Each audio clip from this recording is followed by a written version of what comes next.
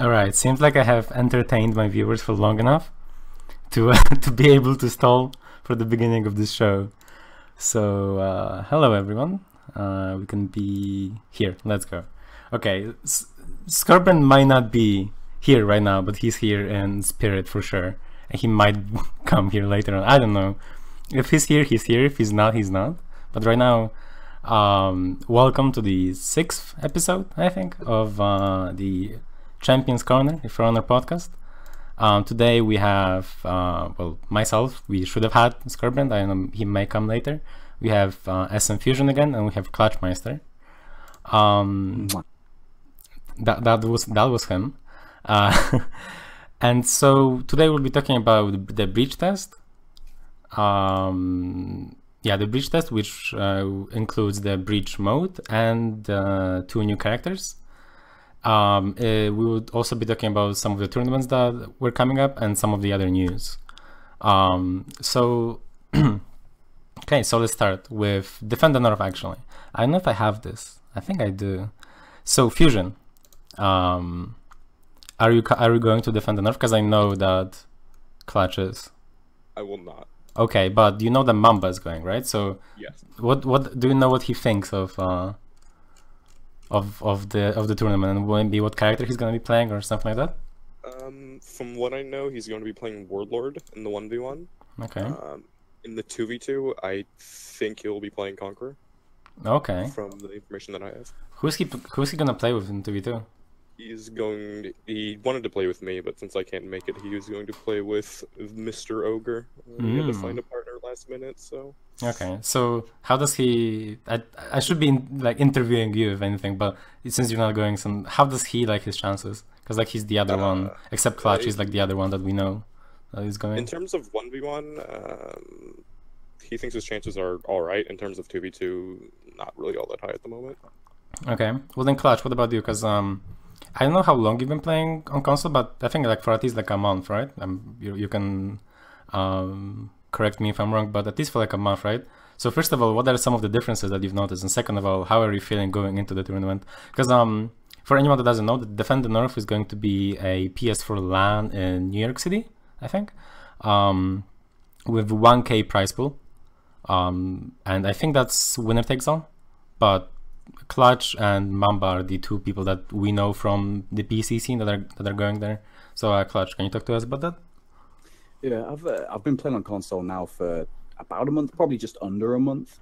Some of the major differences I've noticed are, I mean, obviously characters like Berserker and Orochi are much stronger on console. Even the characters with the stable guard switch bug, which enables you to block 400 ms chain lights even when delayed on reaction on PC. It's still not possible on console. I've done some 1v1s against really good players like Rave. I played against Rave on console, and even Rave, when playing characters like Warlord, was not able to consistently react to lights. So obviously, aggression with Zerka and Orochi is a lot more powerful on console. But what I've also noticed are things like, for example, Conqueror has tools which can punish things like delayed lights on read are a lot better on console against those kind of attacks. People are a lot more aggressive. Things like both the zone option select and the all block on Conqueror are really strong against those kind of things, because it's one of the very few things in the game, along with Aramusha's all block, that can actually make you want to be less aggressive as someone like Orochi or Zerk, because it's not difficult to time an all block correctly, whereas it is difficult to do a prediction parry, or if you're making a read on a chain light, to actually get the timing down, especially on console, because the window's even smaller than it would be on PC. But the main differences I've noticed is just how much more often my attacks will land as Zerk. A lot of people can't handle it, and also people can't react to unblockable feints, regardless of whether their last frame fainted or not. It's pretty much always done on read. I don't think I've met a single person who can actually consistently react to my unblockable feints yet. Alright, so which character will you be playing then? Or do you not want to say it in case anyone... It doesn't really bother me. I'll be playing the Bushi in the 2v2 tournament. And oh yeah, of course. In the 1v1. Okay, do you know if there's any prizes for the 2v2 tournament? I've got a feeling it might be a split prize pool. Like the 1,000 prize pot will be split between the two, and I think the prize allocation is something like, I think it's like 70% to first place, or is it 60, or is it something like 60% to first place, 30% second, and then 10% to third, or something like that. I'm pretty sure it's not winner takes all. Okay. At least not from what I read on the sign up page. All right. So that's pretty good. So that's like what for the winners, like 600, something like that, 700 maybe. That's decent as well for a For Honor tournament. That's really good. But then also you have to factor in the travel and everything. Oh, also because someone was asking, the footage right now shown on screen is last year's Defend the Nerf 2v2 tournament. Just because fuck it, I wanted to show something. So Defend the Nerf last year, and I think it was around the same time, 2017, and you can see that they had Revenge on, and they had Valks and Raider in the finals. So that's. I think the 2v2 meta is going to be a little bit more settled. I think we'll be seeing a lot of Conquerors, like Nobus and Kenseis and stuff. Like I don't think we're going to be seeing Valks and things like that. Like I'm sure we might get some teams with them on, but I don't think they're going to be getting to the finals. But the one thing I've really noticed on console is that people seem to really fight and kill a Nobu even when it's 1v2, even when they've got a lot of health. Probably because, you know, things like target swap zone attack is a lot quicker, it lands a lot more often. But pretty much every team me and Miss have played against so far, like if it's just been me left alone against two people, they always have a really difficult time killing me. Like even though I'm still nowhere near close to being fully adjusted to a controller, they still seem to really struggle with it and get hit by a lot of attacks that no one on PC would get hit with. Yeah, probably because of the input lag and the frames. Yeah, input lag, and also I think even though you said that the meta will be closer to like well, you didn't necessarily say that, but you know, like more Kongs, more Nobu, so like closer to a PC meta, it is still like, at least for Xbox, which some of the players will be from Xbox, some will be from PS4. I don't know how big the split will be, but some from Xbox as well. Especially on Xbox, the meta change has been relatively recent. Like when Devour and I first came to Xbox, we played our first V2 tournament. We were playing, I think, obviously I was playing Nabush, and I think he was just playing like whatever as long as it had standard guard. Just because then maybe he's gonna block some attacks, because we were playing as like Brazilian players and things like that. But in the semifinals, we were playing against like Valk and Highlander of that tournament. So like and that was like half a year ago, maybe no, actually a little bit more than half a year ago. So like maybe 8-9 months. So like on Xbox at least, the change of meta has been relatively recent, as in like the last 2 tournaments maybe. But on PS4, from what I know, it is higher level. So yeah, then we probably will see in general like a lot more actual compositions. The thing I've noticed as well, like for example, the general play styles, even though people like the actual setups are getting closer to PC, how people play the characters on console are very different. For example, on PC, like the top Kenseis in 2v2, for example, will usually sit back. They'll either go for chip, or they'll punish with either their zone attack or dash attacks, or try and chip out with side heavies, target swapped onto someone else. On console, it seems as though Kenseis are a lot more aggressive with things like Swift Strike, and their dash attacks constantly throwing out attacks, constantly Swift Striking all the time.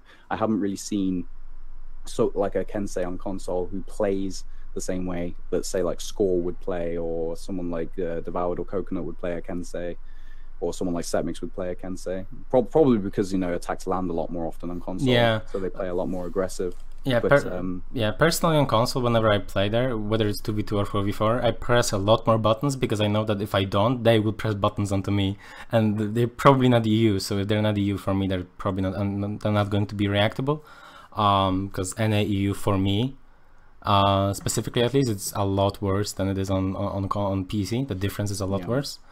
Well, apparently you're slightly low, so let me turn you up. Can you say something now? How's that? Okay. Someone in the chat maybe can help me, if that helped. Okay. So yeah. So that's Defend the Nerf. That's gonna be when? That's next week. I think the 2v2 tournament is happening on the Friday, and I think the 1v1 is on the Saturday. So that's next week, right? Or this upcoming week, yeah. Okay, so this upcoming week, I think this is gonna be streamed, because the last one I think was streamed, and if so I'm pretty sure that I can't remember who's streaming pools, but the top 8 is going to be streamed by Team Spooky, I think. Oh really?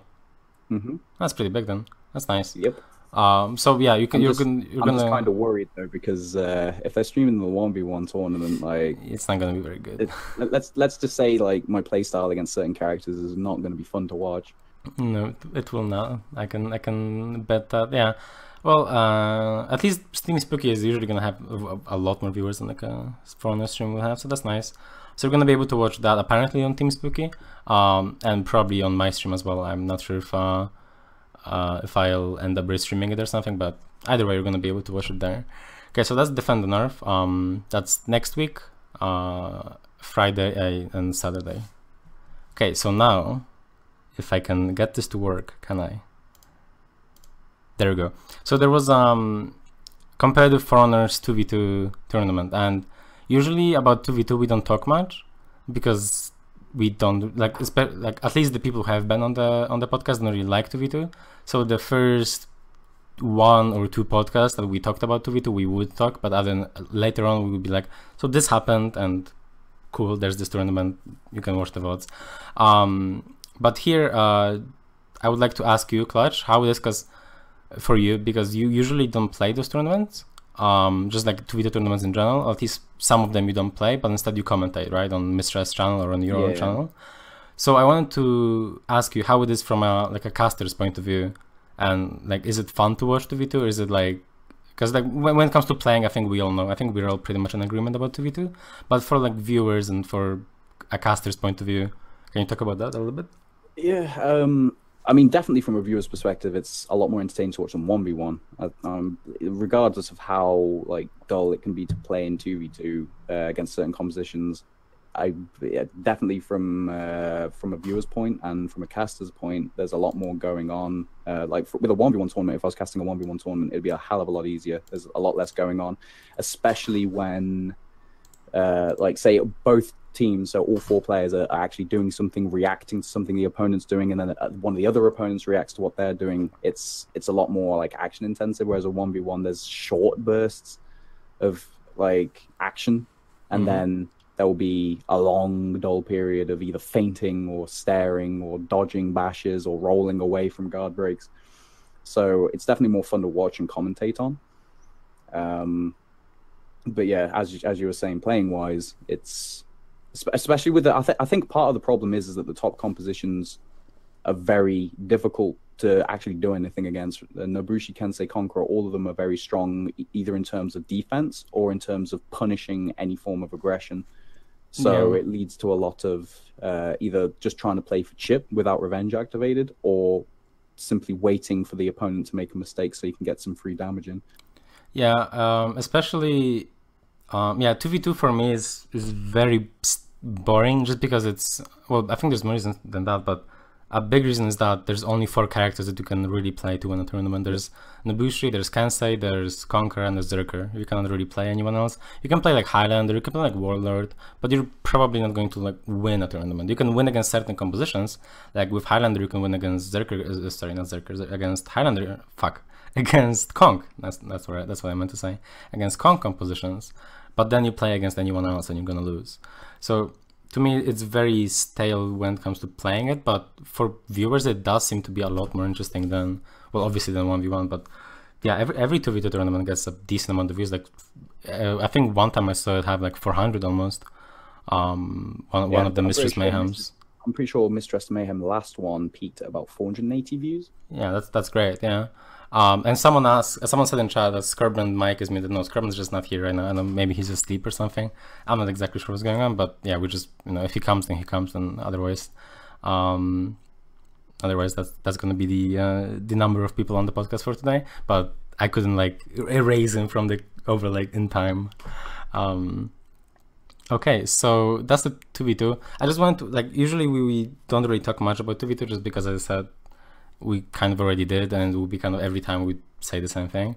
But I just wanted to get your perspective as more of like from a caster's perspective, which is something that we've never had like Verbalocity or Vivid on the cast here. So yeah, I mean, I definitely, with my casting style, I try and like add some excitement, because you know, I try to commentate a lot of the details in the game and kind of try and combine the fact that I've got a lot of knowledge about the game, but also commentate quickly. I try to, you know, get very hyped, excited about the action to try and excite the chat, to hype up the chat, and it does seem to work quite well compared to like different commentator styles. For example, someone who's a bit more calm, a bit more like laid back with their commentary style, like Verbalocity. So I do what I can to make it as exciting as possible for the people watching. All right, I see the slight jab at Verbalocity in the chat. Not a jab, different styles. Yeah, different styles, just used better. Yeah, I see how it is. Okay, and Fusion, I'm not asking Fusion much questions just because everything that we've talking about, we've already talked about. But if you have anything to say, Fusion, you can go. But is there anything else about the 2v2? I don't think so, actually. Oh, actually, well, the usual, we have to say who won. That was Legion and Ghost Overdose, I think, with Conqueror and Nobushi in the finals. That they won in the finals against Barricade and Frozen Flame, I think. And that was Zerker and Kensei. So it was the 4 characters that we can play in 2v2, and they were played in 2v2, so there wasn't much surprise there. And usually after this point we would take a break, but since there wasn't much to talk about in the first place here, we're just gonna go straight into Breach, or the Breach test. Now what we're gonna be talking about, if I can get this right, is this it? This is not it. This is it, okay. So this is a Breach video that I made with Craig. This is just pretty good Breach footage. So last time or 2 podcasts ago we talked about the basics of Breach, of the new characters, but now that we've got the chance to play it, and we got the chance to play the characters, play the mode for a few days, now we can, well, talk about it more in depth and talk about our impressions of the characters as well. So this is going to be about Tiandi, Shaolin, and the Breach mode.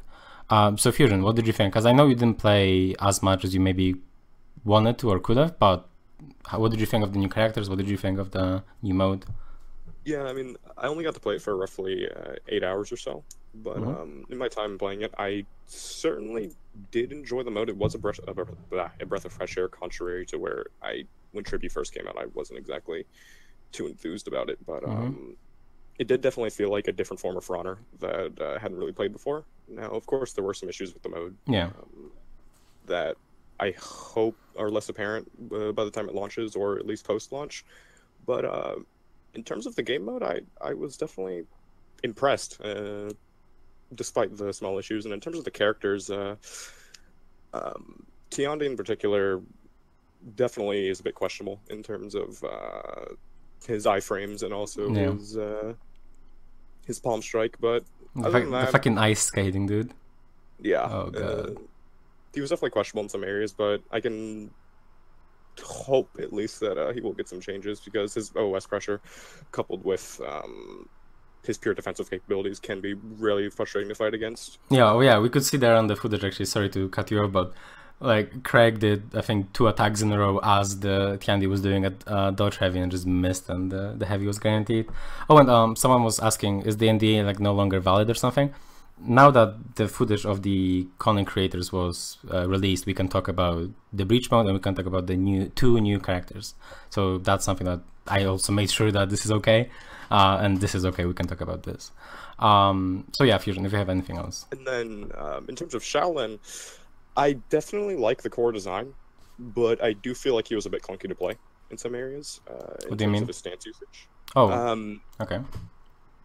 He definitely has a lot of nice options, and it's certainly, as I said, fun to play, but I did feel like, I mean, maybe it's just I never really played a character with that form of stance, but I mean, it's never really existed in the past, but I did feel like he was a bit clunky, whereas, you know, Tiandi was, of course, rather basic in comparison. Yeah, he's a vanguard, right? So it's kind of the idea with him, and the idea with Shaolin seems to be, for me at least, that he's supposed to be like this really difficult character. And for me, he didn't feel clunky, but maybe I just had, like, you know, maybe my time from Nobushi or something kind of helped a little bit, because there is also a stance that doesn't move, maybe. But Okay, so what are so you mentioned with Tiandi his dodge frames and his OS pressure. So when it comes to the breach mode itself, what are the issues that you had with it? Number one is the UI.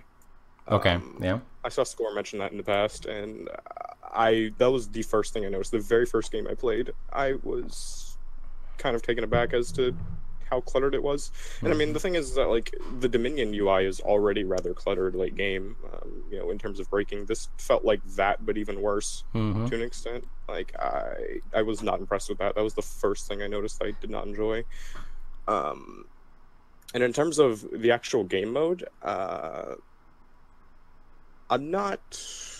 Okay, the thing about Dominion, for example, is that like Dominion is a very, very one-dimensional isn't the word for it. It definitely has more depth than the rest of the modes. Yeah, well, it's kind of like simple, right? You go, you take points. It's straightforward, I guess you can say.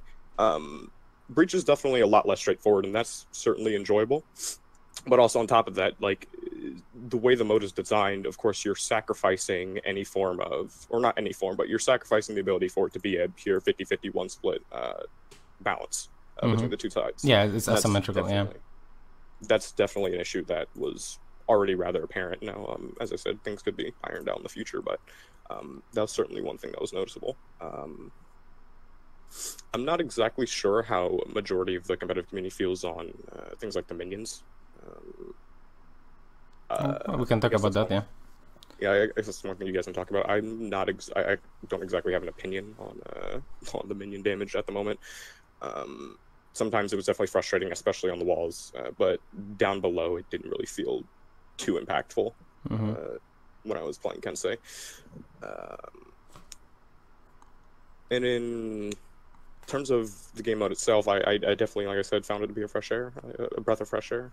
Okay, so all right, so that's cool. So Clutch, you played, I think, a lot more of the test, right? Or did you play around the same amount of hours as Fusion? I played a lot of it on the first day it came out. I think I must have played it for about 5 or 6 hours straight, and then I played it like sparingly the next 2 or 3 days. Okay, so well, now it's your turn to give give your opinion on first the characters. I think would be nice. First the characters and then the mode itself, if you could. Obviously, Fusion already stated how certain mechanics that Tiandi have are definitely overtuned, like a ridiculous amount of iframes on his side dash attacks. The fact that he gets guaranteed like follow up if his light dash attacks are blocked while OOS, which just results in ridiculous OOS pressure. But another thing that wasn't mentioned is also the fact that he has such an amazing feat selection as well. Like pretty much every tier of his feats, he's got amazing feats to choose from. It's almost as though he's got all of the good feats from various characters on every single tier. Morale booster. Yeah, as well as Battle Cry tier 3, I think as well. His tier 3 is like his unique tier 3 is really good. Like he heals of minions in Breach. Like that's some play right there. But yeah, he has really strong feats. Like every tier he has super good feats, like his own, and then also all the other feats that exist in the game. But yeah, like definitely, like his iframes on his side dash attacks need to be changed. His OS pressure definitely needs to be changed. He shouldn't be getting guaranteed palm strikes off of blocked attacks. While OOS, and I mean, I'm not against having like good feats to choose from, but at the end of the day, I'd rather see.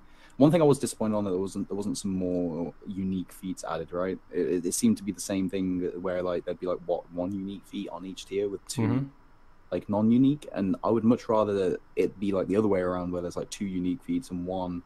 I know it's hard to balance that way, but one of the things we find in Dominion right now is that feat selections are very standardized, right? Like if you're playing a Berserker or a PK, you're going to be running like Sharpen and Fear itself almost all the time. They're just so powerful. Then you obviously have like Body Count, which is selected for any character that's going to be in mid majority of the time, like Kensei or Nobushi or like Conqueror. And I would like it, especially considering the constant shift in the competitive scene towards, say, it's being Dominion, and if like Breach is definitely going to be something to consider for the competitive scene in the future. I think the developers would definitely like it to be the competitive mode. So if the competitive scene keeps on shifting towards these 4v4 modes, I would like to see a bit more diversity in the feed builds. But for Tiandi, sorry to cut you off, like for Tiandi, I like that he has so many good feats, but I feel like it's a little bit too much.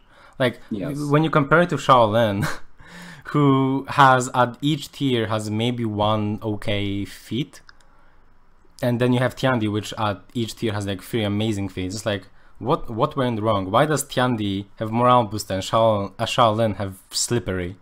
Like something's not okay here.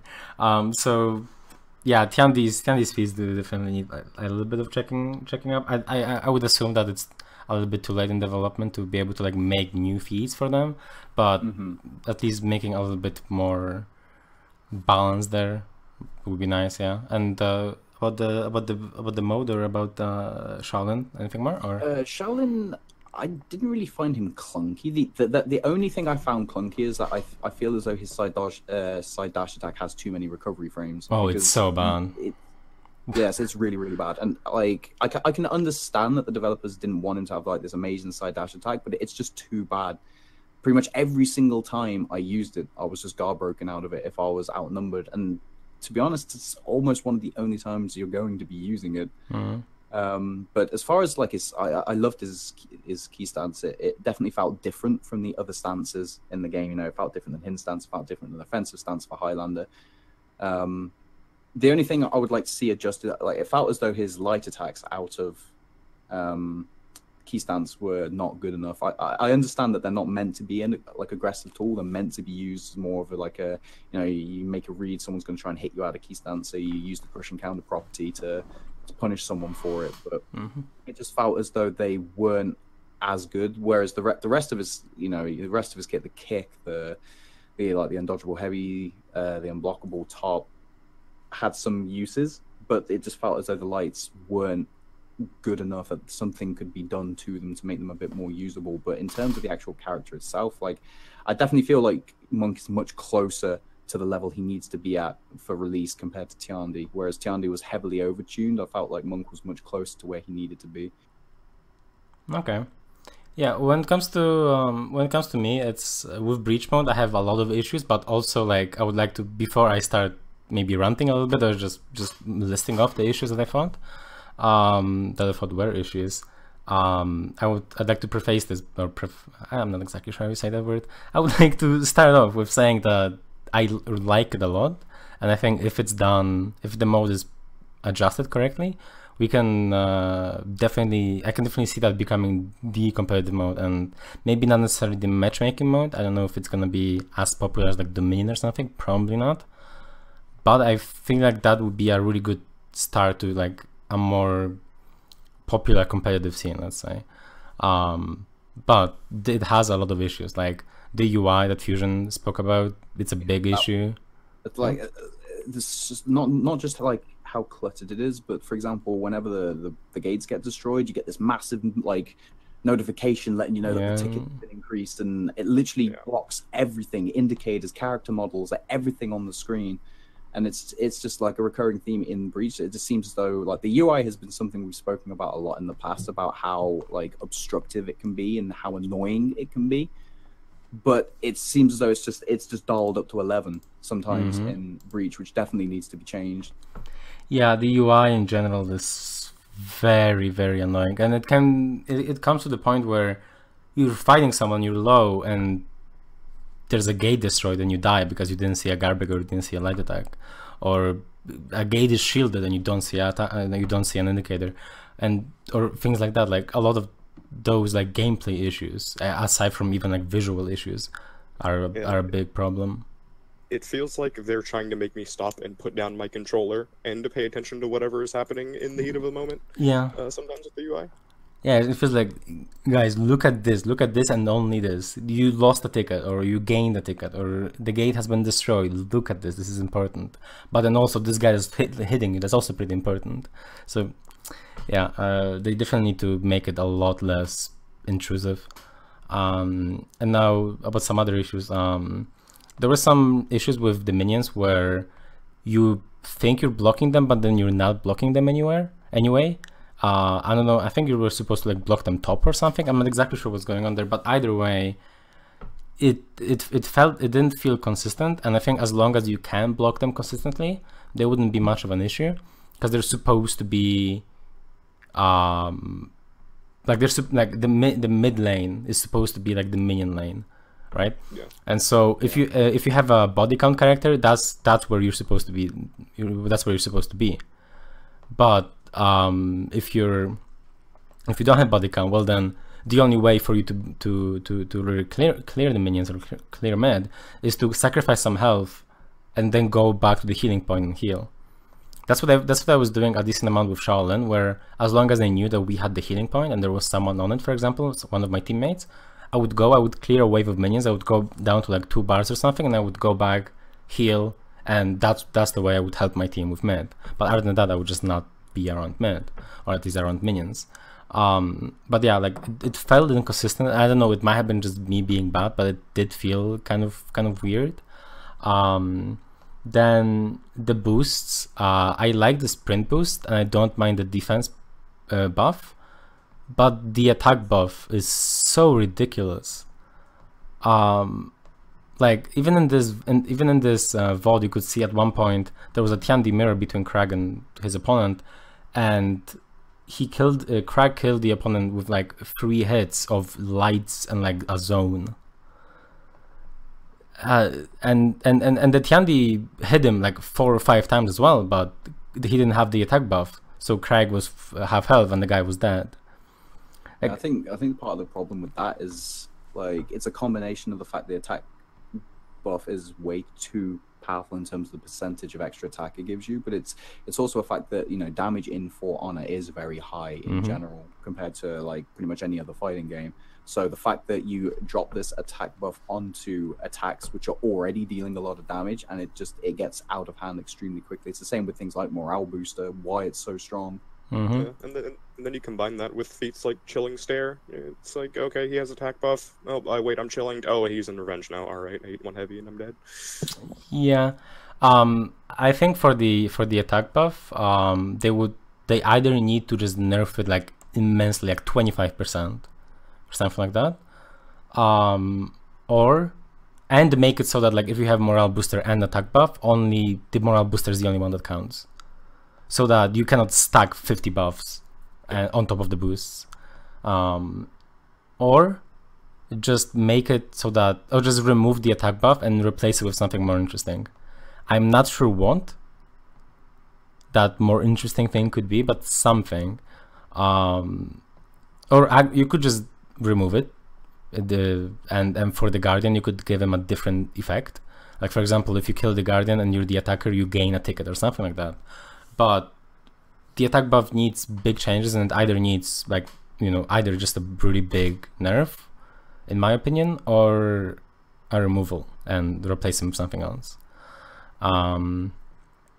Then when it comes to the Guardian himself, something like his buff is not global, but it's so strong you can just rush with 4 people and you're gonna have attack buff, the defense buff, and sprint buff for like forever. I don't know what the timer is, but I'm gonna say forever because it's a long time.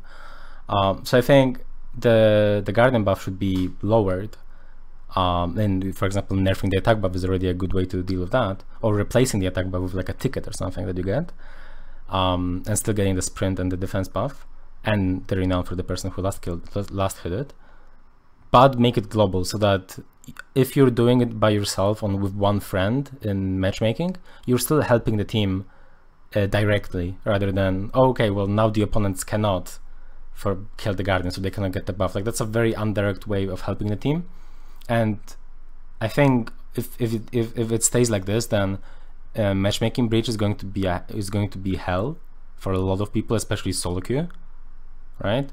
But if they add more ways for one person to affect the team, so in this example you would be able to give your entire team the boosts that would, you know, even if you're by yourself, obviously, like even if they're bad players, with the boost they're going to be able to do a lot better if the opponents aren't careful. So then you help them, you help your team by yourself without having to communicate with them, and that'd be great, I think. But of course the Guardian buff needs to be adjusted for that to be possible. Then the things like the Guardian and the King randomly blocking is not. It just feels very weird. Like, I like that the Guardian has kind of like he has the bombs, right? He has the his different way of his delayed fire flask, and he has the other one, which I guess is supposed to be like Pugna. Yeah, that's Pugna. And I like that he has that, but I don't like that he blocks. I don't think he should block at all, because in the test it felt like it would just randomly block, and now, you know, maybe an attack that wasn't, that if it hit I wasn't gonna be out of stamina. Well, now I'm out of stamina because I got blocked. One time, actually, last day of the test, I was playing Breach. I was 1v1 in the Guardian as Shaolin. I am 1 bar because I was fighting someone else, and so the Guardian is like 1 bar as well at that point, after like, you know, a minute or two of me hitting him. So my way of hitting the Guardian and killing the Guardian as Shaolin was double light, go into key stance, and unblockable. That's probably not the smartest way, but that was my way, because he would not block that at least. So he throws a bomb as he's 1 bar, but I'm like, okay, well, my unblockable is gonna hit before the bomb hits me, so I can go for the unblockable. I go for the unblockable, and he fucking dodges. And I died to the Guardian 1v1. Like, I felt like I'd never seen him dodge before, and he just randomly did that. There was no tell that he's gonna dodge. There was no way for me to know that he was gonna dodge. I just should not have attacked him, I guess, when he threw the bomb. Like, it felt very, I don't want to say unfair, because, you know, that's AI, so that happens to everyone, but it felt very stupid. So like, I don't think he should block, but I do think he should have a little bit more defense mechanism. So like a little bit more bombs, for example, or a debuff to the opponent. Like, if he's at 75% health, he uses I don't know, he screams and the opponents are stunned for a second, or the opponents deal less damage for a little bit. And that would also reinforce the idea of being able to steal a last hit as the other team. Like, if there's 3 people hitting the Guardian from team A, and 1 person or 2 people sneak up from team B, well, now they know that at X amount of health they can do something, because the Guardian is going to be doing doing Y thing to team A, so they can come in and steal the kill. But right now it just feels very random with both the King and the Guardian. So I think that needs a little bit more work. And I'm sure there's more things, but shit, I had a few more things that I wanted, but well, while you're thinking, I definitely agree that with the Guardian, I'd much rather see a Guardian which can't block, and more things like the bombs or other things you can play around, which would make fighting against the Guardian and killing it like quickly and also safely like more skill based, rather than pure annoyance, where if he's randomly blocking on the side you're attacking him from, then you have to reposition yourself, because it's just tedious. It's not something skill intensive. It's not something that you have to, you know, carefully play around. It's just something that you have to stop what you're doing and walk, or like side dodge a couple times to move to another side so he's not blocking you, which like I stated is just tedious and not fun. Yeah. Okay, I have a few more things, because I listed them. I just forgot where my list was. Okay, so another thing is that NPCs, so like captains and Guardian the King, should not count as revenge tags. Yes. Because like in the test, I am fighting 2 people and a captain, and I block the captain hit as I'm tagged by 2 people, and I get like half the revenge. And then those people are just, well, I guess we made the mistake of being next to a captain. Like, them already being executable is a big thing, that you get like 50 health every time you kill a Guardian. That not the Guardian, sorry. Well, Guardian as well, but every time you kill a captain, you get 50 health if there's nobody around. But then also you get revenge for just blocking the that should not be a thing. With the Guardian, I'm not exactly sure if that should be a thing. Probably not. But with the captains, it definitely shouldn't be a thing, because it's super annoying. There's no reason for that to be a thing. Then there's things like the flag. So okay, oh wait, the footage has ended, so let me switch to something different. There we go. Okay, So when it comes to the flags, so the way the flags work is, if someone doesn't know in the chat, the way the flags work is they spawn on somewhere on the map. They always spawn on the same spot, both phase 1 and 2. And as the attackers, you can take them, and you can take that flag. There's one flag each phase, so you can take that flag and you can put it in your ram to shield it. It has an additional like bar of health, or let's say, kind of like revenge shield. And as the defenders, you can take that flag and you can shield your gate, right? So that's how it works. But the issue is you cannot pull the flag out as the opposing team. So my first game, as I was playing, and I didn't know how the entire flag system or whatever works, right? I didn't know how it works, what it does. I saw my opponent, I was the defenders, I saw my opponent put in a flag in their ram, and so I'm like, okay, well, so if they can put the flag in, that must mean I can pull it out, right? So I go there and I'm just standing there in the minions. I'm losing health, but I'm just spamming the feint button, and it just does nothing. I cannot interact with the flag. So that felt very unintuitive. Even more than like gameplay wise, it just feels very unintuitive. And then gameplay wise, it also removes the possibility of having one more objective out on the map, which the entire mode is about, right? Having a lot of objectives and a lot of ways to play it. So that felt very weird. Then okay, I think I have two more things that, like, those are the like bigger things, because there's a lot of smaller like bugs and things like that, like the ballista in phase 3, for example. I think that's pretty bad. But on the bigger things is not being able as attacker to disable the cauldron feels very bad, personally. I don't know if you guys noticed that. I don't know how many games you played as attackers, because I assume you were playing a lot more in stacks and things like that, so I don't know how much you played as attackers. But I'm sure you played a lot as defenders, so you know how important Cauldron is, and how much damage it deals to the ram, right? It's like the defensive tool for the defenders. But the issue is it has such low cooldown that, and the attackers cannot disable it. So as the attackers get further into the game, they get further into phase 2, it feels like they just get punished for not being able to do anything about the cauldron. Of course, they can stop the person using the cauldron, right? But if there's nobody there, then they're just wasting their time. But if they were able to disable the cauldron, now then there's an objective for the attackers to use. I definitely noticed that. The overwhelming majority of my games I played within like my 8-hour period was on defenders, but I definitely did consider that from the attacker's perspective about not being able to disable the cauldron. That was definitely yeah, because if the ram is docked in the gate, you cannot use the cauldron as the attackers, because obviously you're just going to hit the ram. So you can only use it until the ram is there, but then there's no point because the cooldown is so low. So if let's say, I don't know what the exact cooldown is, but let's say it's 30 seconds. Well, if I could disable it as an attacker for 45 seconds, for example, or a minute, maybe a minute's a little bit too much. It could even be 30 seconds, as long as I don't damage my RAM. Well, then now there's an additional objective for the attackers that I can always go and play around with.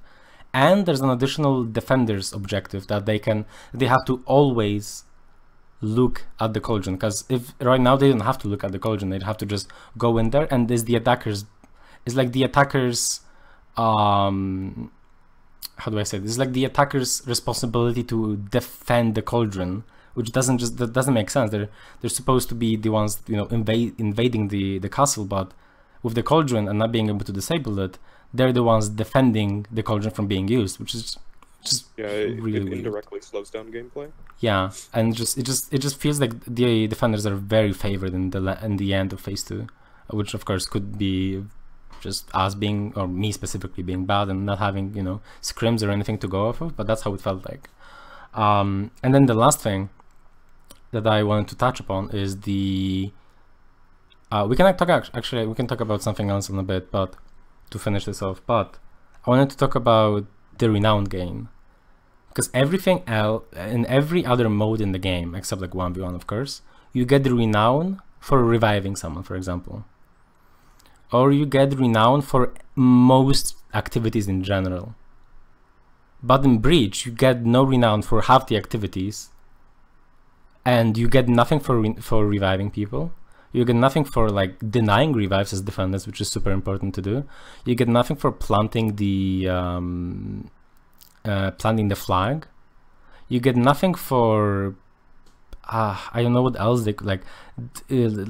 Last hitting the Guardian, you get the renown for just killing the Guardian. So stealing the Guardian is not the biggest deal. You don't get anything for getting the capture the healing point, for example, either. You don't get anything for if you were able to disabling the cauldron, or if you were not able to, then at least using the cauldron, you get no renown for that. And I understand that if you were to get renown for all of that and everything else was the same in terms of renown game, well, now you're getting like tier 4 at the end of like in the mid like phase 1, or at the end of phase 1, or maybe mid phase 2, right? But then it's up to Ubisoft, right, to make everything else that we have renown for right now, like kills and the Guardian and things like that, and the minions, give less renown for that, but give us more ways to earn renown, because Breach is about objectives. It's about having so many different ways to play the game mode, and having so many different so many different things to do around the map, but then you don't get anything for half of them. So it just feels like, it just feels weird. It just feels unintuitive again, just like just like with the flags. And then it's like, you know, say, for example, in Dominion, Shaman, if played optimally, her renown, her access to renown isn't exactly the greatest. And then you bring Shaman into, you know, Breach, and you're just like, access defeats how.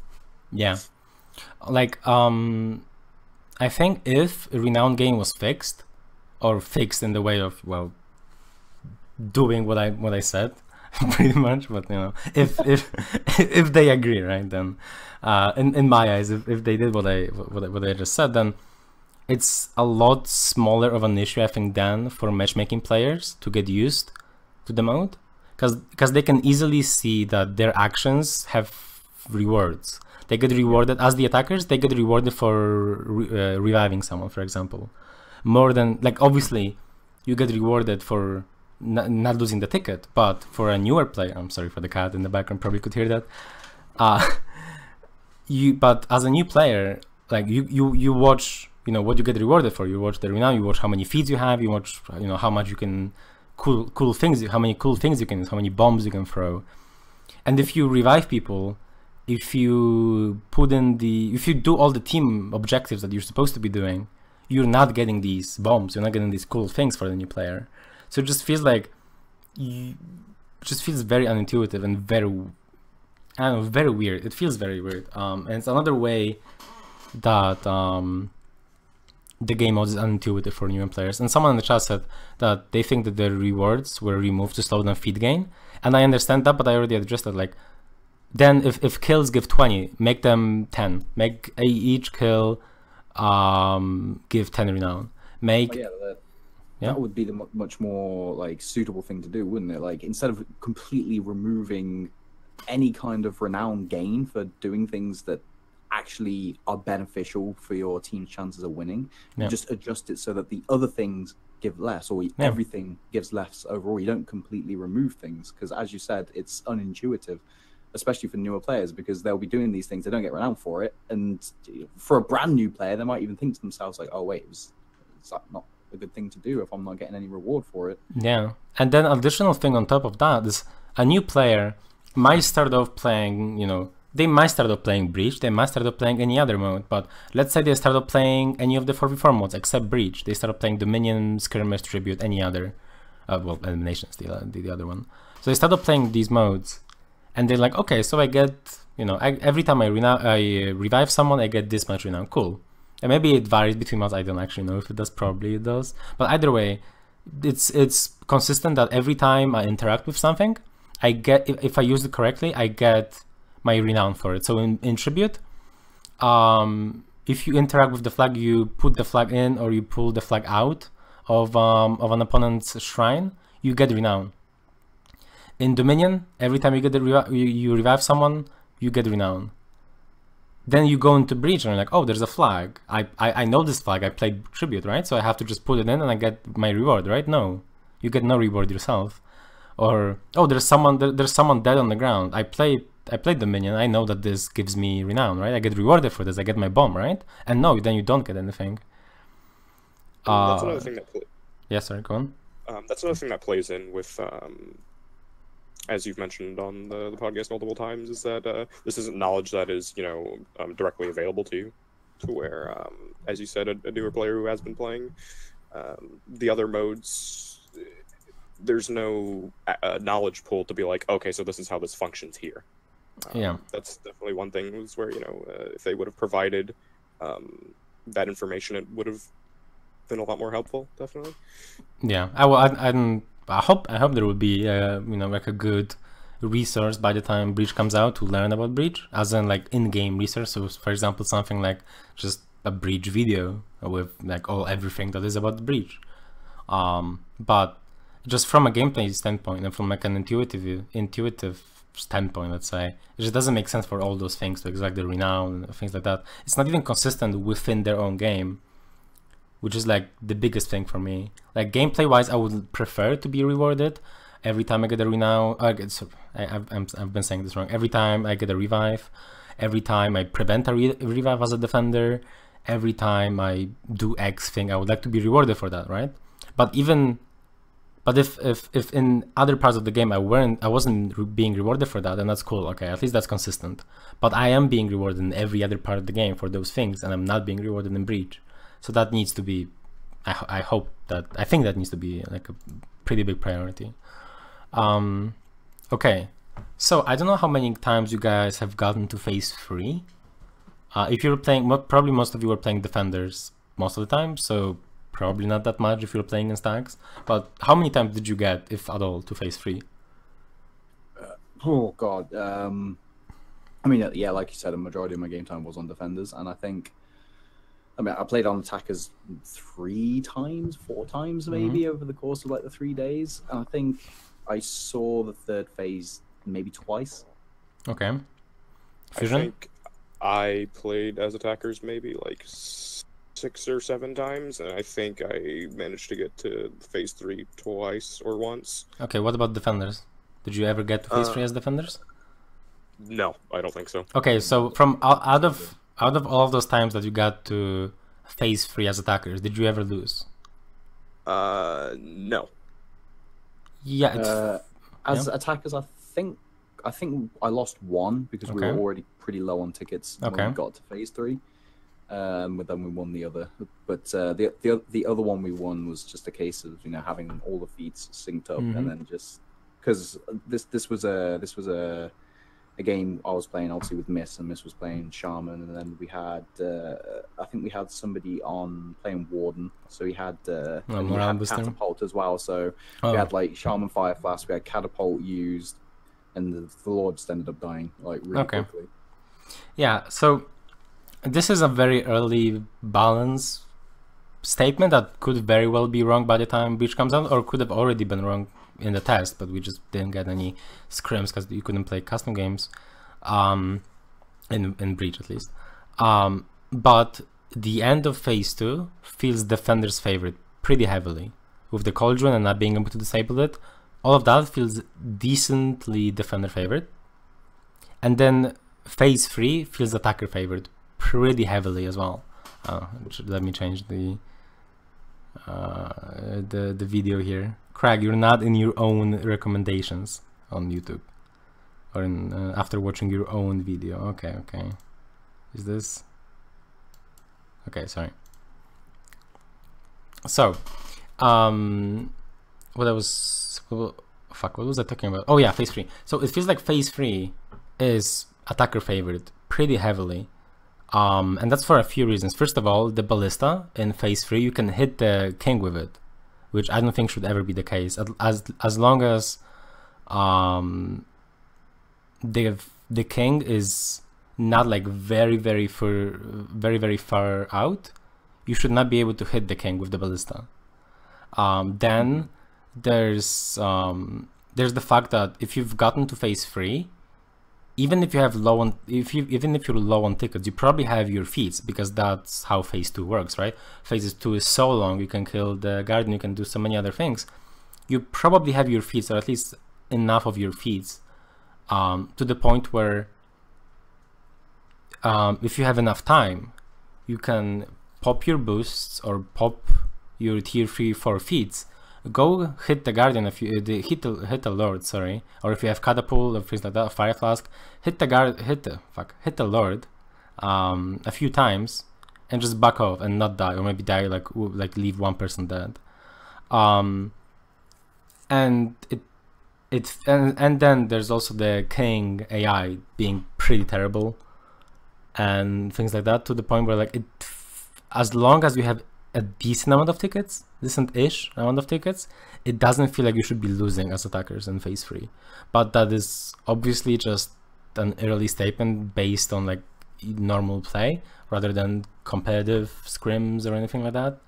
But it did feel like phase 2, the latter part of phase 2 was defender favorite, because you couldn't pull the cauldron as the attacker, or you couldn't disable it, and then phase 3 felt defender attacker favorite because of the ballista, or because of the time limit being so long. And then all the feats, you could just pop catapult, wait a little bit, pop catapult again. So I don't know how you guys felt about this, because obviously we haven't played as much, but it did definitely feel like phase 3 in particular was arguably the most brain dead of the 3 phases. That's definitely one thing I noticed. And I do wish that, as you mentioned earlier, the lack of custom games, I do wish custom games were there so that we could get more of a proper analysis on it. yeah. But from my take on it, it did definitely feel like the most one-dimensional out of all the phases. Yeah. I think one way to fix this, and this is just really just basic ideas, when it comes to the phase 3, well, fixing the ballista, fixing king AI, obviously those need to happen anyway. But I think if the moment you get into phase 3, the time limit is static. So let's say phase 2, you enter phase 3 with 15 minutes left. Like you clear phase 2 quick and you have 15 minutes left in phase 3. Well, now that's 5 catapults if you have a catapult on your team that you can use, and probably other teammates have tier 4s as well. So I think if the time limit was, if you have 15 minutes left, if the time limit was 10 minutes, for example, every time, we'll just go down a little bit, and maybe give 2 more tickets or something to the attackers to compensate for this change, so that you cannot just like cheese this way. And I don't know, and again, I don't know if that would be the strategy to do, but I feel like it would be. So something like that would be a nice way, I think, to compensate. Like making so the time limit is always 10 minutes, for example, and then 10 minutes, that's 3 catapults, or that's 3 like for itself. That's playable around, especially if the other team has a lot of traps and things like that. And 10 minutes, you should still be rewarded for doing decent in phase 2 as the attackers. But it feels like you have so much time, even if you don't have as many tickets, maybe. And it just feels like difficult to lose. But again, this is gonna be something that oh yeah, as Crack said, maybe make the Lord have a little bit of like resistance against feats. Yeah, another thing as well I was curious about is also making it so either the Lord doesn't get affected by like CC moves like Shaman Bite or things like that, or at least you have to do something to the Lord to make him vulnerable to it. Because things like I mean, first of all, like Shigoki Demon Embrace is like pretty nutty if you manage to get one off. Yeah. While it's not critical. But I feel like the CC like moves, it's like I personally I don't think the Lord should just be able to be affected by any CC move at any given time. You should at least have to do something to the Lord, whether it's like parry him or something to actually make him vulnerable to like a CC effect, and after you've used the CC effect on him, maybe you like make him invulnerable to them until like you make him vulnerable again. Yeah, I feel like their idea to just have, okay, let's just have him do insane amounts of damage was rather misguided when trying to make an air quotes boss fight at the end of the mode. Well, he's not necessarily a boss fight. He's more like an objective. So like you don't want him to be too strong, right? Obviously. So one way I think they could fix this is, well, first of all, making the AI better, because he's right now his AI is trash. But making his AI a little bit better, making him not be able to block, I think is a big one as well. Just like the Guardian. But at the same time, he could get some of those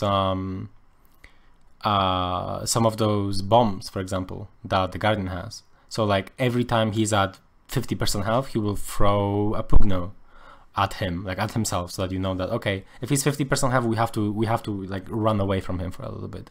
Or 50% or 75% health, he gives us a debuff. Or I don't know, he makes it so the minions spawn faster, so you have to play with our own minions or something like that, where he's not the one like he cannot block. He he would maybe not get CC'd, but then and then additionally on top of that, he would have better AI, and he would have the maybe lower damage for something like that, because I think for a newer player, like getting hit by 100 damage would be pretty terrible. So maybe lower his damage then, or maybe not have him throw any attacks at all and no blocking at all, and just use of those things at 75%, 50%, 25%, and like 10% health. It's more so he doesn't have like a proper deterrent, because like high damage isn't really like a deterrent, especially at a higher level. Yeah, so he's supposed to be an objective, and I like that, but I do think he shouldn't necessarily have ways to defend himself, but I think he should have ways to, as you said, deter the opponent from hitting him for a little bit. Like he throws the bomb, you wait 2-3 seconds, or you roll away from him, and then you can attack him again. But that 2-3 seconds could give, or 3-5 seconds, because the Pugno goes slower than the usual. That 5 seconds, that 5 seconds could mean the difference between someone spawning in and helping, and someone just being dead. So I think more of that needs to be implemented. But I think that's about it for phase 3. So for Breach in general, like I want to end this with saying that I really like it, and I think we all do. I'm not sure. I know Fusion said that he liked it. I don't know about Clutch, but yeah, I really like the mode. Yeah, so we all like the mode. It's just that it needs fixes, and in my opinion, it can be the most competitive mode. It just needs to have some of those fixes that we, or hopefully all of the fixes, but whatever ends up being the case, it needs those fixes in by the time it's out, so by October. Okay, so that's Breach. I think that's about it for Breach. Oh, actually, no. Someone was asking about the length of Breach Breach games, and if we think that would be an issue. What do you think? I don't think on a competitive level it will be an issue, but I do think that in terms of like matchmaking, the average player probably doesn't want to sit in a game for that long, and I mean that's more so a personal problem rather than a game mode problem, to be honest. But I think you say put in a spectator mode with the length of Breach. I think you could have some very, very interesting tournaments to happen, but of course that would interfere with like tournament scheduling and things like that. But I do think it would be rather interesting to actually spectate and play. Yeah. In terms of the length, like I didn't think the game lengths were crazy by any means, especially considering like if you play a game like Dota or League of Legends, like you can often get games which will go like 30, 40, 50, sometimes even like over an hour occasionally. But I think one of the easiest ways to fix this would be like, obviously if a game's really competitive, it's really close, that there's back and forth, it's not really a drag to play, right? But if say you're in a game where it's one-sided, but it's not one-sided to the point where people are getting the objectives really quickly, especially if you're playing in matchmaking. Let's say you're constantly just getting killed. Say you're the defenders and the attackers are constantly killing you over and over, but they're not exactly progressing with the objectives very quickly. It could become very dull or very boring. So I feel as though like having some kind of surrender option, especially if, say, a couple of people quit and you're on the attacker side, and you don't want to just wait for all of your tickets to be depleted, or you don't want to just wait for your round to be destroyed because it's not destroyed extremely quickly. Like having some kind of surrender option, like Crack said, would be a good idea, because well, pretty much every game has something like that. You know, Dota 2, League of Legends, Rocket League. Yeah, I agree with that. Yeah, I think that would help it a lot. Another way to help it a little bit would be to make, okay, because right now phase 1 is pretty much like, if the defenders are a lot better than the attackers, like a lot better, they will win in phase 1, but they're not supposed to, by any means. Like, the way it works is like, we had some games where we are 4-stacking with competitive players, and of course, like, we didn't have as much playtime as we could, and by the time this mode is out, then maybe it wouldn't work the same way. But it was us 4 people, like competitive players, against a team of just just people we've never heard of before, like lower reps, things like that, maybe like one decent player or something like that, and they would be getting wrecked in phase 1 and they would still kill the gate. They would still kill the gate in phase 1. So maybe making so that phase 1 is a little bit less attacker favored, to the point where if the attackers and the defenders are even, they still win phase 1, because that's like the like phase 1 is like a mini version of Breach, kind of mini version of phase 2, if that makes sense. So if you make it so that phase 1 is slightly less attacker favored, that would, I think, already help with some of the games that are lopsided.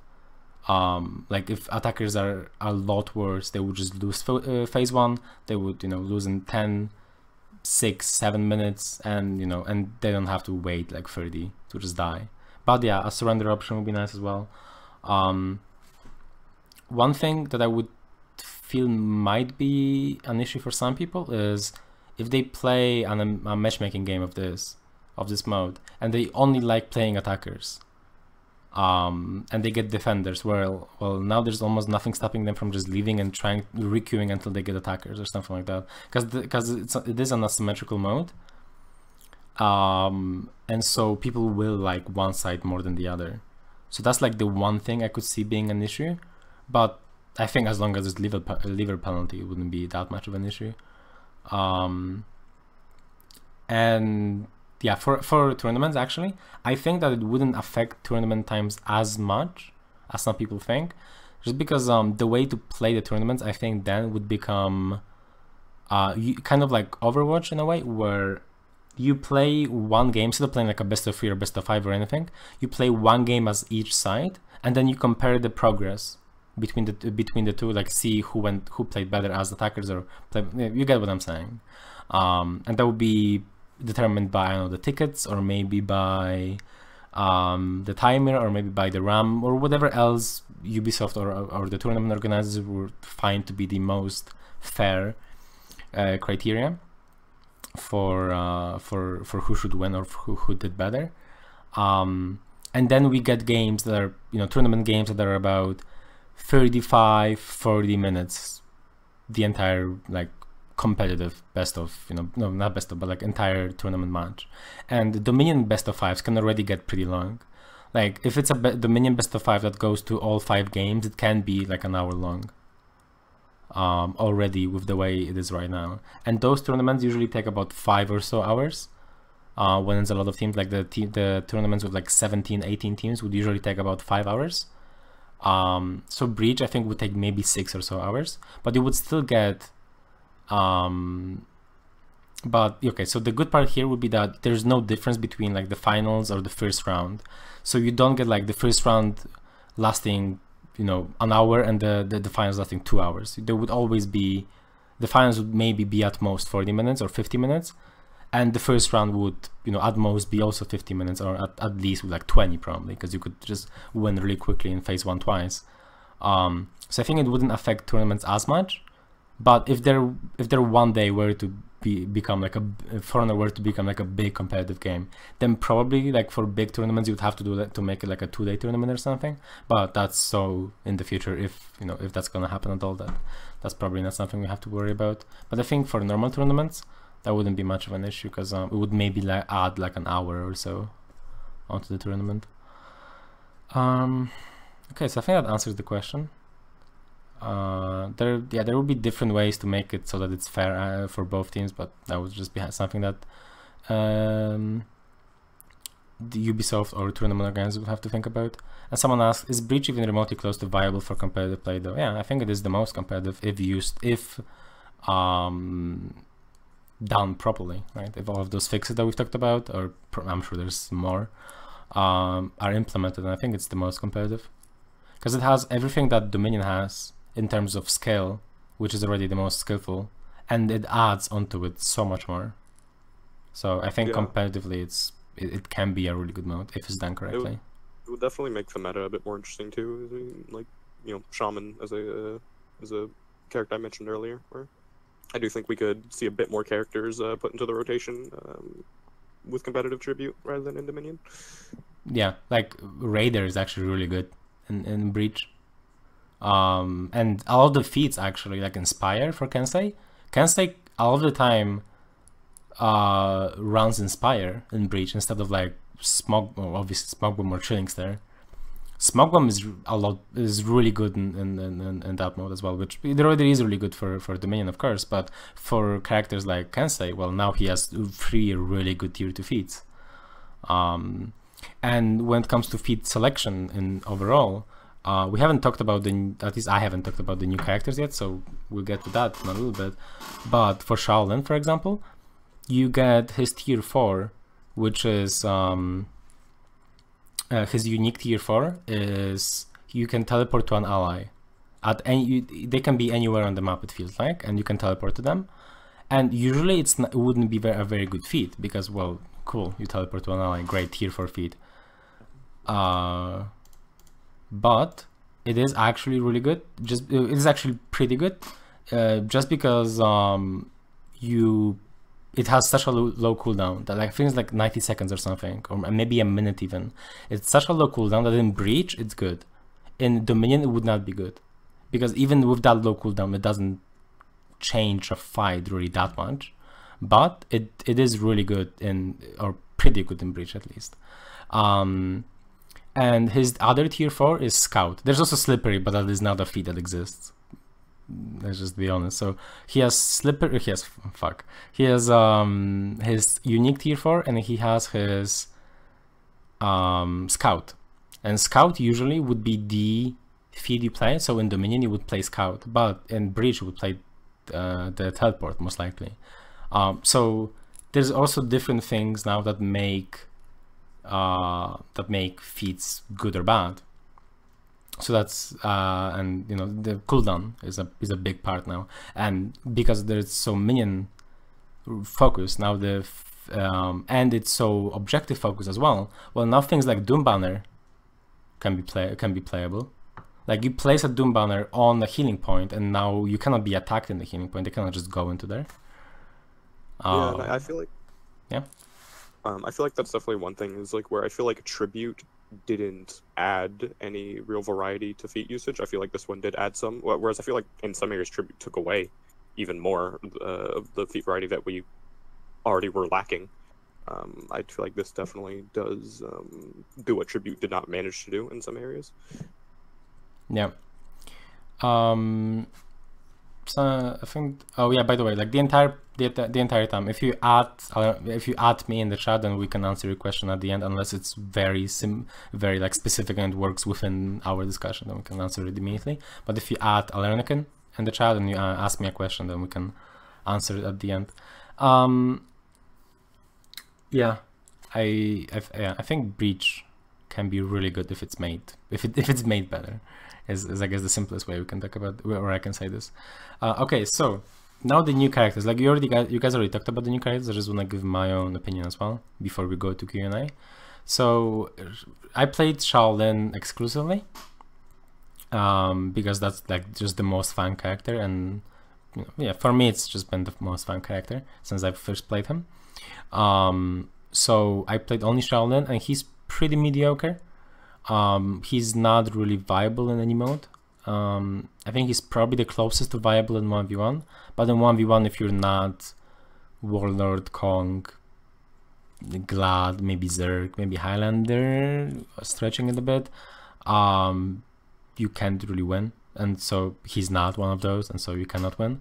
But in 2v2 and 4v4, he's pretty mediocre. I would say like high B, maybe low A, maybe. But I think once people would get used to him, I think he would go back down to like high B or something. So I, at the same time though, despite saying that he's not very good, at the same time he's really fun. So I hope if they end up buffing him, which they need to, I hope they retain. I hope they just make the parts that are fun, just make them more fun on top of being good. Because with Shaolin, like as Clutch said, like his lights out of keystands are very weak, especially the side ones. The top one is slightly usable against assassins, but it's not usable against steady guards, and side ones are just never usable. The side heavies are okay. The ones that have undodgeable, they're pretty okay. But you cannot chain afterwards. After anything out of keystands, you cannot chain, and so it's not usable in 1vx. It's very difficult to use in a team fight without being punished. The side dash heavy, that needs to be, you need to be able to chain after you need to be able to chain after either attacks or keystands, or both, after the side dash heavy. Hopefully at least you need to be able to chain attacks, because if you can't use it in a team fight because you will just get gut broken. You can't use it in a 1vx because you will get gut broken. What's the point of using it then, right? That was a bit more of what I meant when I said clunky. I guess I could have defined it a bit better, but it's that sort of stuff what I was meaning when I said I felt like his G-Sense is a bit clunky. Yeah, like in 1vx right now he's not banned, but all he has is the zone. The zone is pretty good. It's like a mini Nobu zone because it doesn't have much recovery, but it has less AoE. Cool. That's a nice move. 500 MS, so it's not that easy of a parry. Cool. But he has nothing else, and also hits like a wet noodle. So in a 1vx he can, except from that, maybe he can use his 400 MS light top and then go into a heavy or a light if someone tries to guard break him or something like that. That's like all he really has. So he really doesn't have much, and I think the simplest fixes are to make, for example, the side lights out of keystands quicker and make it possible to chain afterwards. Make the top unblockable, for example. If you could soft feint it into a garbage, that would be a usable thing, because right now it's not very usable, at least from neutral, like from keystands out of neutral. Like as then kick, it's pretty okay out of kick, but just out of neutral, it's not very good. His superior blocks are really bad. I think on all of my play time, I used it once and I was accidentally, and that was also me hitting my side light button before my opponent even pressed his button. So it's just like really clunky, as Fusion said, I guess, with the superior blocks. Doesn't feel satisfying because it's just like, oh cool, I pressed that button, he seems to also press that button at the same time as I did. Cool, I got my damage. I didn't even mean to. The zone is pretty good, but no damage. So those are like the simplest things, like making so the dash heavy chains afterwards, making it so that the side lights are better, and making so that his feats need to be better pretty much as well, especially if his tier 1 is right now just not usable. Oh, and someone said if you hit, or asked if you hit first part of the zone, was the 2 others guaranteed for Shaolin? No. If you hit the second part of the zone, the third one is guaranteed. So now feats. His unique tier 1 feat is a ward pretty much from MOBA. You just place the trap, and anytime someone walks over the trap, they show up on your minimap. It's really bad. It's really, really bad. Then he has Iron Lungs, which is also really, really bad. And he has Stealth, which is okay. It's okay. Then for tier 2, he has... oh fuck, he has his unique feat, which teleports him to behind an opponent, does the kick that guarantees 20 damage, which that's pretty good, especially since it has like no recovery, so no cooldown, like 45 seconds it felt like. So that's a good feat, especially for Breach, with how much mobility it gives and how low cooldown is. And then the other 2, I don't even remember, they're really bad, like they're not usable. I think it's like Flesh Wound or whatever the tier 2 defensive feat is, and something else. Maybe revenge attacks. No, it's winner's advantage. It's really bad also. For tier 3, he has heal on block, which is okay-ish. He has his unique feat is that he heals every time he hits something out of keystones, which is okay. That's pretty good. In Breach, it's okay. In Dominion, I'm not sure. It could be better in Dominion than it is in Breach. Wins advantage is bad in Shaolin. Yeah, it's really bad. And then whatever his last tier 3 is, if it's like, I think it's the one that gives stamina on hits or something, it's really bad. And the tier 4 he has Slippery, not usable. It can't take Arbix for you, and sometimes it doesn't. It's really bad. Then there's Scout, which is good for the minion, and there's the Teleport, which is okay for Breach. Cool.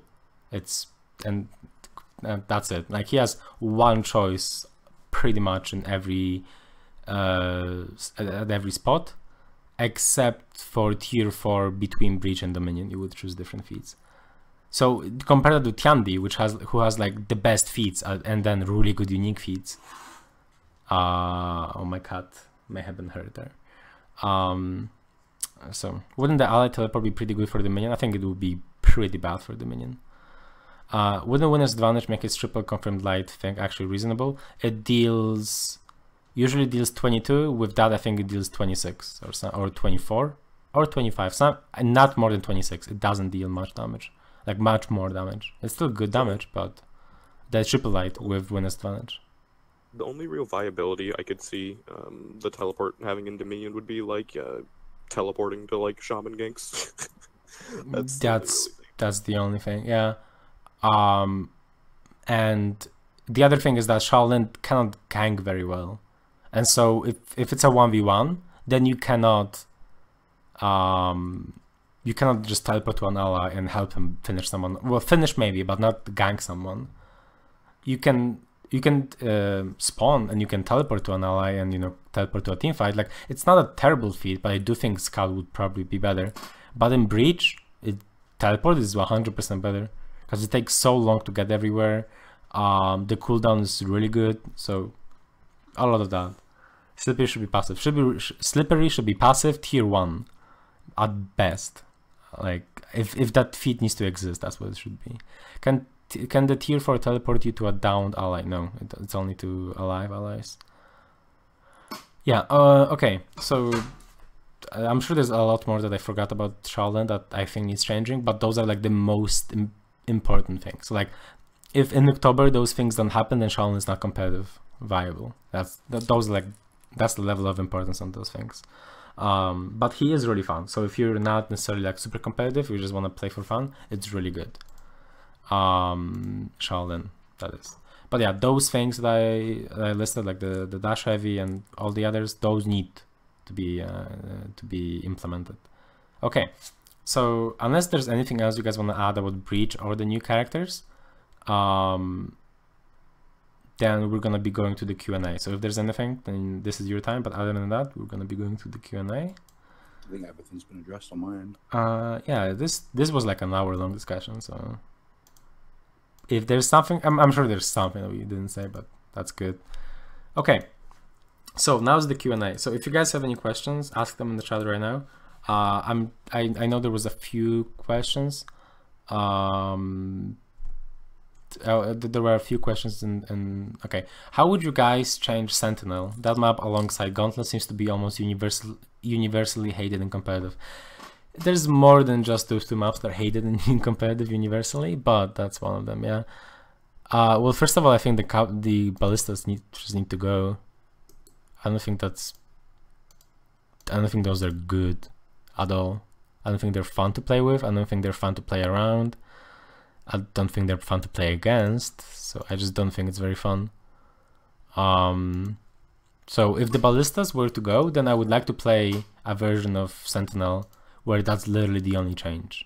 Well, the only change is that there's no ballistas, and then let's see how Sentinel plays out. But if you guys have anything else, then I mean, without the ballistas, I think Sentinel wouldn't be that bad of a map. I mean, you think of all the issues that plague maps like Gauntlet and Beachhead, and Sentinel definitely doesn't have like the wealth of issues that those two maps have. Like the main issues with the map are the fact that ballistas are one shots, and on top of that, like even the ballistas don't really work well. Like if you're using a mouse and you try and like move your mouse really slowly to try and aim it precisely, it just won't move because it's got like some weird kind of acceleration, as though it's programmed so that you have to be moving a certain amount to act. It's like there's some kind of dead zone for it, which is ridiculous.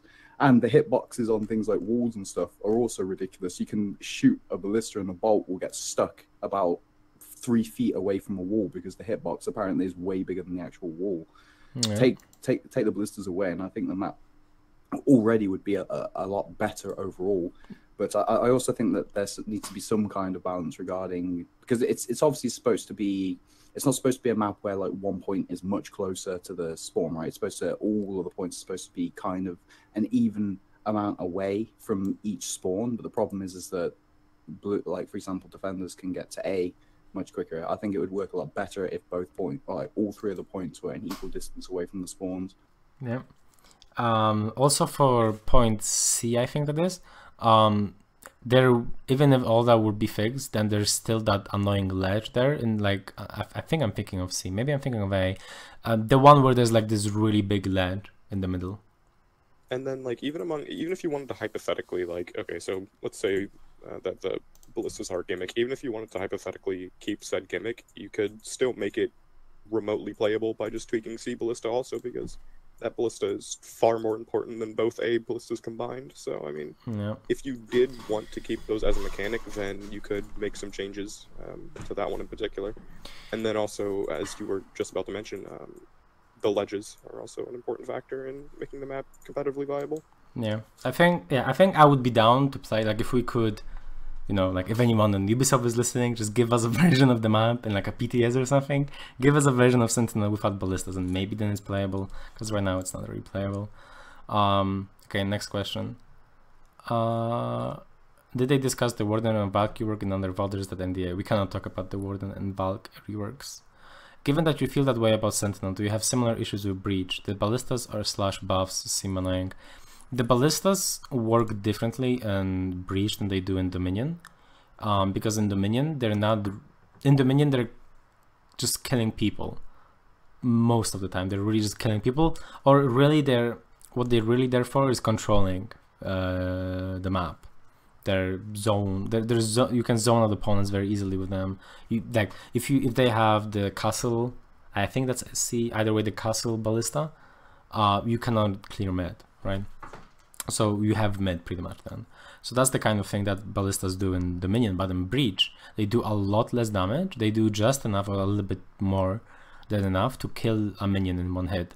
So what you can do is, if you don't have anything to do, for example, that's better than that, you can go onto the ballista, and you can in phase 2, and you can clear the archers, for example, with that.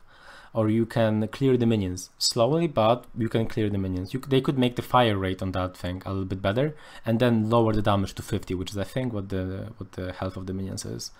So in phase 2, I don't really have an issue with the ballista. In phase 3, it can hit the king, which is an issue.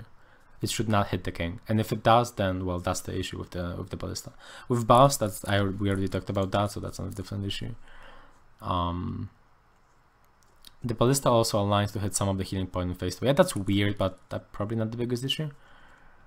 But yeah, I mean, if that ends up being an issue, then yeah, change that as well. Is there there's other questions as well? I'm looking.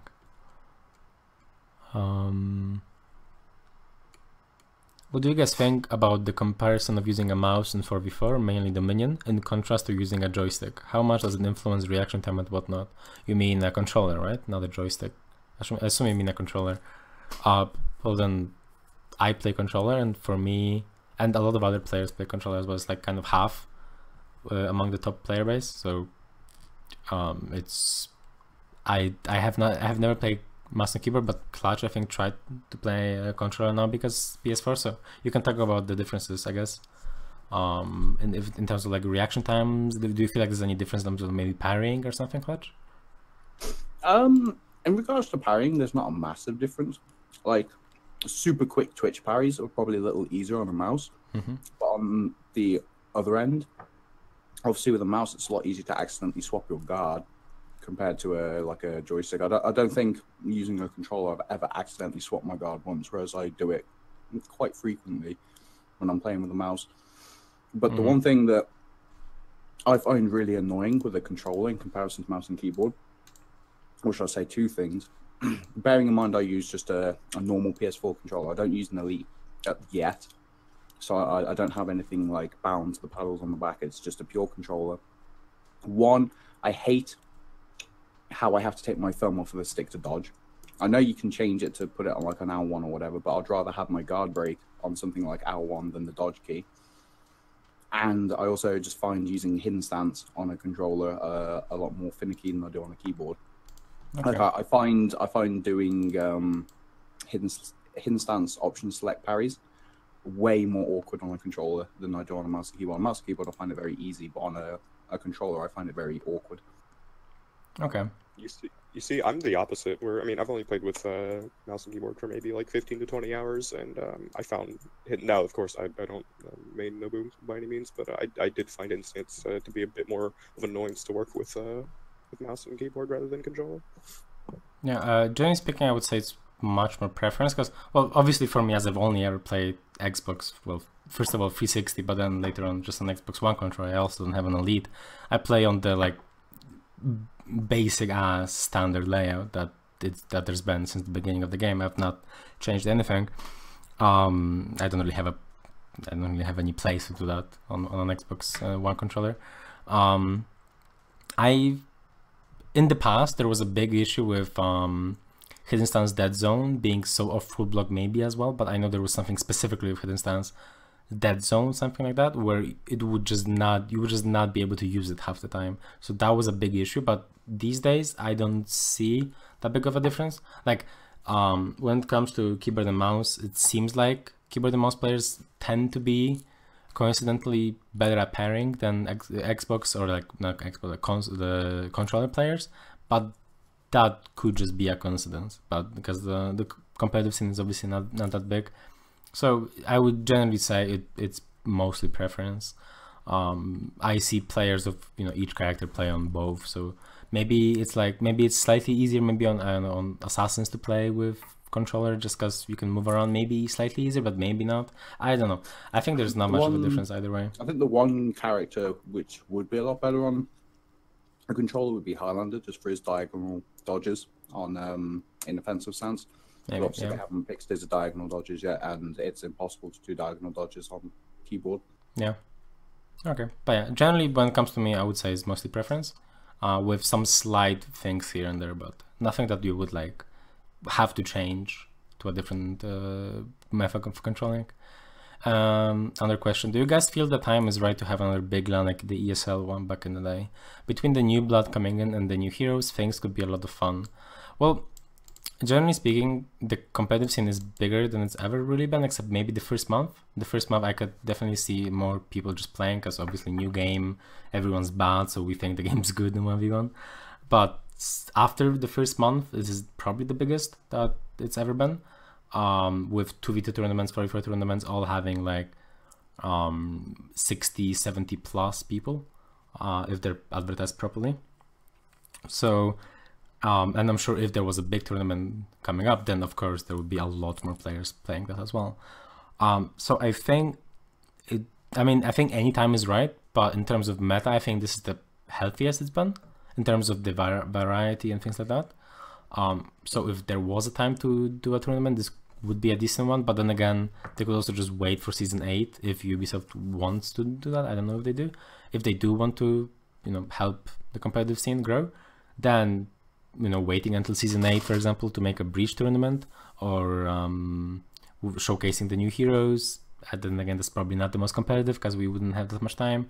So then maybe making a big Season 8 Dominion tournament, and then Season 9 they could make a Breach tournament. Either way, like, I think this is probably not the time, just because they have so much else to do. But in terms of meta, this could just be a time, yeah. And for Breach, hopefully they're gonna do something, because it feels like it's supposed to be like a competitive mode. So well, yeah.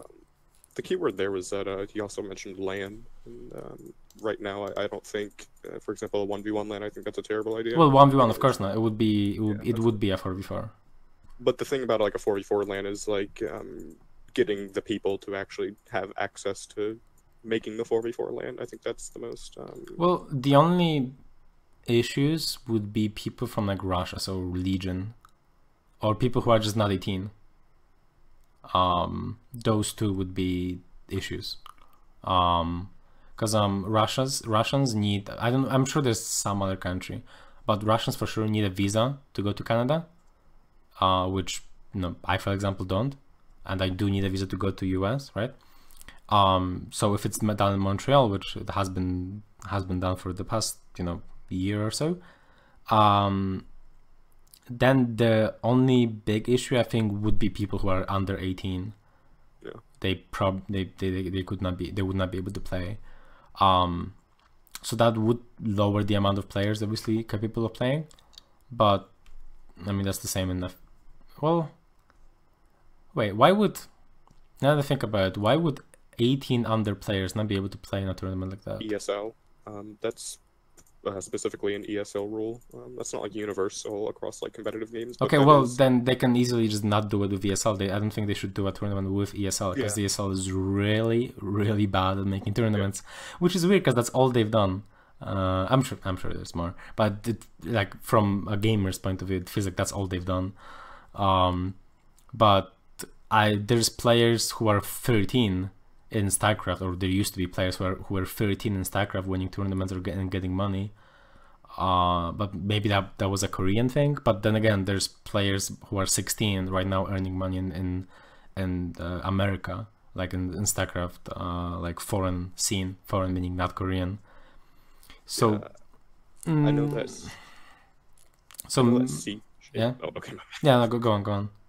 I know that Siege is, another Ubisoft game. They love ESL, so that game, I don't believe, at least to my knowledge, there's a single under 18 like competitive player because that entire competitive scene is run through ESL. Yeah, so. we did one tournament through ESL, the first year series, and it was a disaster. Yeah. Exactly. So it should never be done through ESL ever again.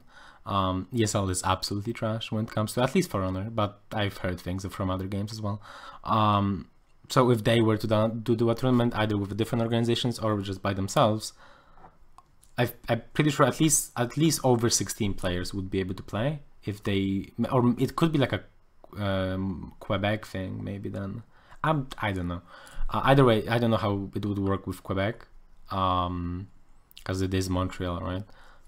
But if that's not an issue, then over 16 players could definitely play. So then, yeah, either way, going back to the question, well, this is always going to be the issue, right? If when you make a LAN, but I think this is a good time to make a tournament. I think Season 8 is going to be a good time. I think Season 9 is going to be a good time. But I think there should be at least something for Season 8 if they want to show that they care, since they haven't really been showing that publicly for a while. But yeah, at one point, it would be nice to have something. How are you feeling about the guard switch bug that removes the 100 MS delay? That makes assassins, or well, the attacks, the characters with the quickest attacks, it makes them just not be able to attack, so it's bad. So should we actually fix it on console? That's more to Fusion, I guess. I don't think it's a matter of fixing it on console. It's more of a matter of actually balancing the game properly on console, not. Like, well, that could be a way to. Well, no, but I feel like the guard switch bug is more of like an artificial fix rather than like one that could actually help console properly. Like, it's sort of a thing where the average player on console doesn't know about it. I mean, yeah, they could be doing it coincidentally, or they could be doing it purposely, like as the better players will be doing. But it's still not something that's consistent among the player base because the majority of the player base doesn't know about it.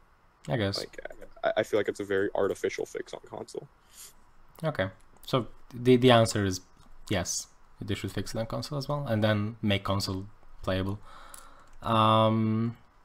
Okay, if there's any more questions, we can start. We can have like one or two more, and then we're gonna be done.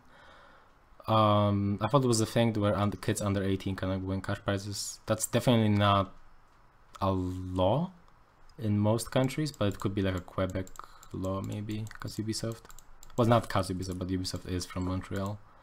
Our Ubisoft, let's say, is from Montreal. Would the game rating affect underage players? I don't think so, because I'm pretty sure StarCraft is over for 18 plus. StarCraft 2 rating. It's over 16, and people. Oh, actually, that could be a thing then, because in WCS, which is Blizzard's official league, players over 16 can play. So maybe. But then again, in Korea, people who are like 13 could win tournaments. I don't know.